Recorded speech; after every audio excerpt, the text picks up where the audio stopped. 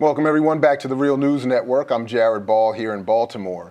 Today marks the 48th anniversary of the assassination of Dr. Martin Luther King Jr. And while he is often referenced as being a man of peace and a believer in nonviolence, his insistence on direct action, organization, and that we move from reform to revolution is routinely left out of the conversation about the man. Today, as some reflect on the life and work of King, many more are actively engaging, at least in portions of his legacy, via the broadly defined Black Lives Matter movement. To discuss some of this is Dr. Melina Abdullah, professor and chair of Pan-African Studies at California State University and part of the Black Lives Matter leadership team. Welcome to the Real News, Dr. Abdullah. Okay, thank you so much for having me.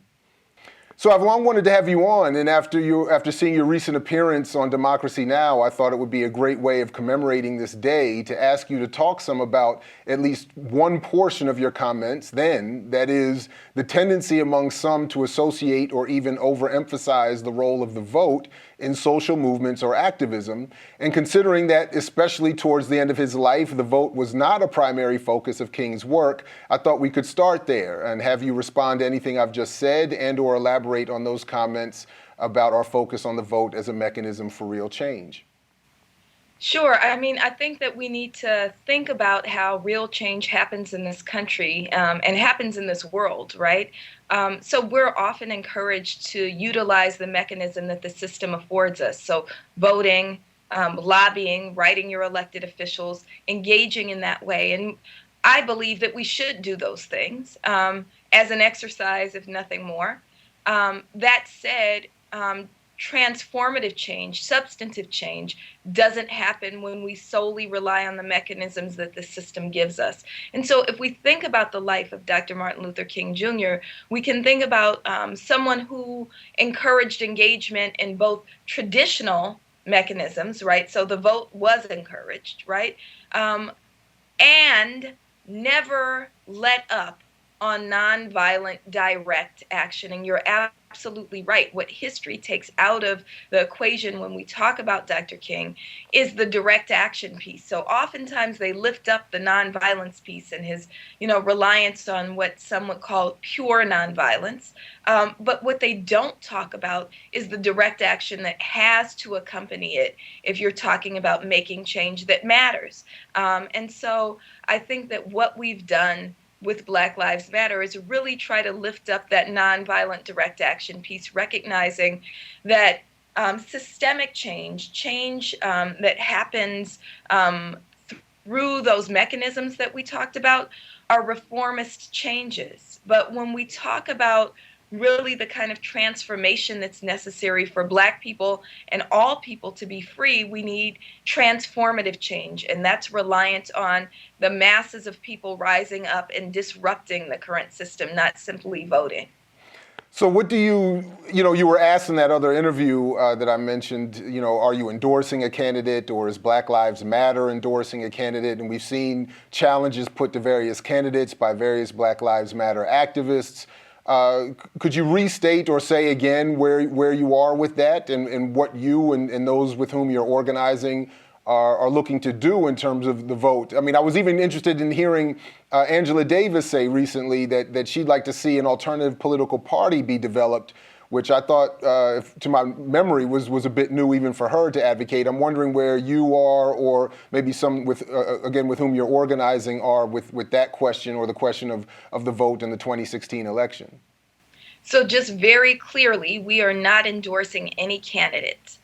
So we're not endorsing any presidential candidate. We're not endorsing any Democratic candidate, and absolutely not any Republican candidate. That said, we're not telling people not to vote. So that's, everyone's own decision whether or not they vote.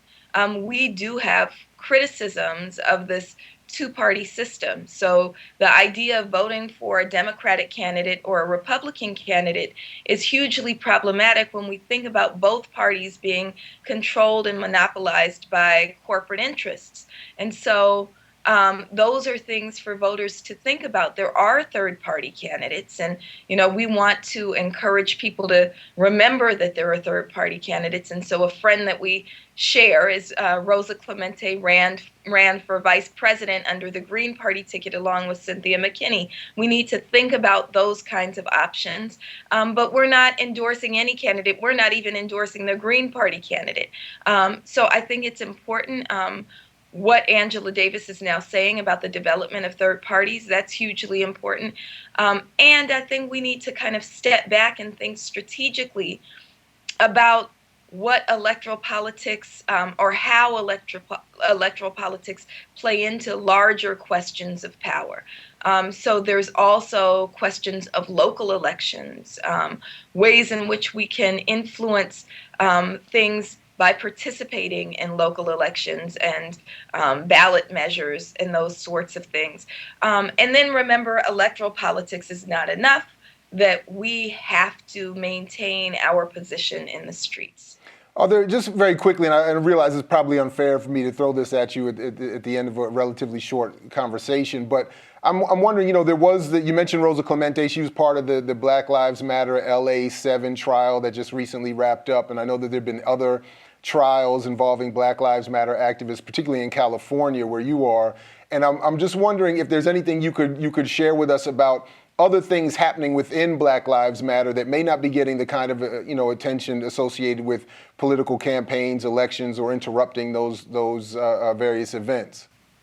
Yeah, so we maintain our position in the streets right here in Los Angeles. A sister named Waukesha Wilson was just killed in custody, very reminiscent of what happened to Sandra Bland. So we are in the streets for her. We're in the streets for Mark Quinton Sandlin and Keisha Michael. We maintain those positions. We will respond every time. Every time one of our people is killed by police, we're going to maintain our position in the streets.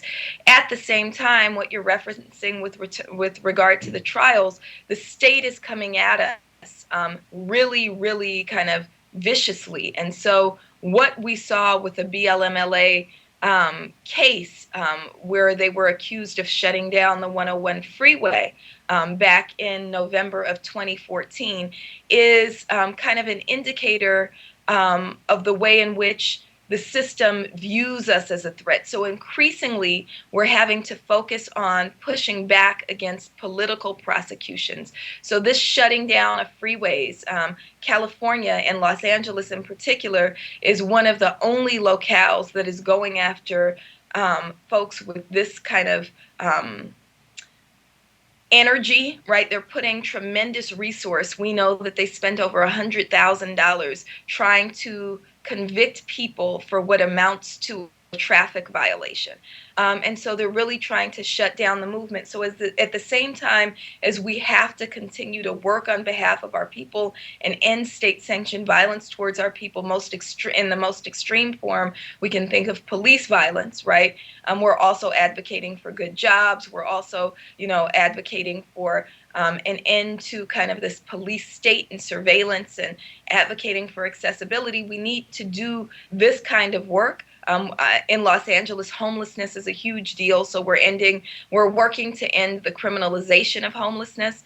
At the same time as we're doing that work, we're also recognizing that a piece of our work has to be protecting and advocating for our right to protest. So what the state is really trying to build is a new generation of political prisoners. And we have to learn the lessons of the 1960s and 70s and say, we will not allow our folks to become a new class, a new generation of political prisoners. Well, unfortunately, a good way to tie this up and wrap this up as we commemorate the anniversary of King's assassination would be to look at the case you just mentioned, and the cases you just mentioned would also be to remind folks that the first person to King's body was Merrill McCullough, an undercover Memphis police officer who would eventually join the CIA. So police violence involved with our activists is a long and ongoing problem.